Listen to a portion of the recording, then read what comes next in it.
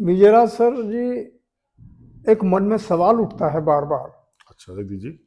कि आजकल एक चीज बहुत देखने में आ रही है हम्म। कि हमारे देश के बच्चे विदेश में पढ़ने जाते हैं हम्म। और फिर वहीं नौकरी करना शुरू कर देते हैं। जी। तो कई दफा वो माता पिता से मिलना तो दूर, उनके माता पिता का अंतिम संस्कार भी कोई और करता है। जी। क्या ये उनकी कोई मजबूरी है या उनका निर्णय? हम्म। इस पर आपकी क्या राय है जी? जगदीश जी, आपने बहुत ही बेहतरीन सवाल पूछा और ये एक दिल को छू लेने वाला सवाल है। अक्सर हमने न्यूज़पेपर के अंदर और टीवी के अंदर हमने ये देखा है खबरों में कि माँ बाप अपना संपत्ति बेचकर, अपनी जो जमा पूंजी है उसको देकर बच्चों को विदेश पढ़ने भेजते हैं।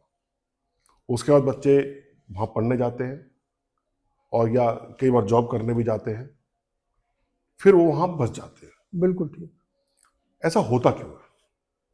देखिए, शुरू में तो उनकी मजबूरी होती है, क्योंकि पहले जॉब का प्रेशर होता है, काम का प्रेशर होता है और उसके अंदर उनको वहाँ रहना होता है।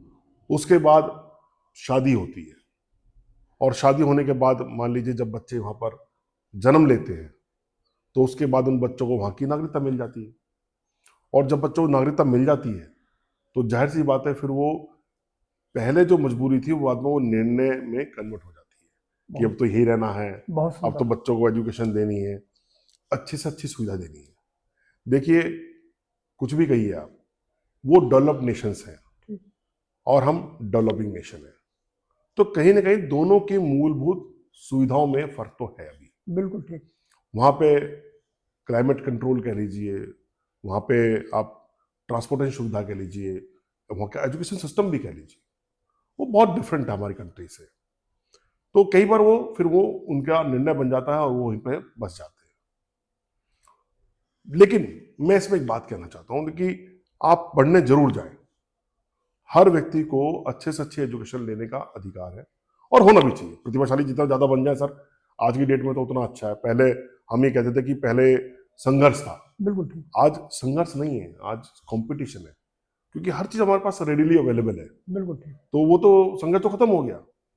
लेकिन दुख इस बात का होता देखकर कि जब वो बच्चे हिंदुस्तान के लिए ना कमा के विदेशों के लिए कमाते हैं, बिल्कुल ठीक। अंग्रेजों के लिए कमाते हैं, बहुत सुंदर बात।